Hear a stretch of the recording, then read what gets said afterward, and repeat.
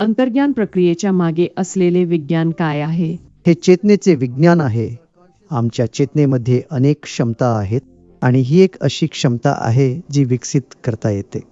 आता प्रौढ व्यक्ती सुद्धा काळाच्या पलीकडे आणि भिंतींच्या पलीकडे पाहू शकतात आणि जेव्हा ही मुलं मोठी होतात त्यांच्याकडे इतके ज्ञान असते की कोणी विचारही करू शकत नाही आणि मुले सुद्धा प्रदर्शित करू शकतात. कोणत्याही क्षेत्रातील प्रतिभा आणि कौशल्ये. फक्त इतकंच नाही तर त्यांचं मन किंवा आत्मा इतका मजबूत आणि इतका तीक्ष्ण होतो. तीक्ष्ण आणि इतके बुद्धिमान. ही अशी गोष्ट आहे जी तुम्ही त्यांच्या दाखवण्याच्या क्षमतेच्या पलीकडेही पाहिली पाहिजे.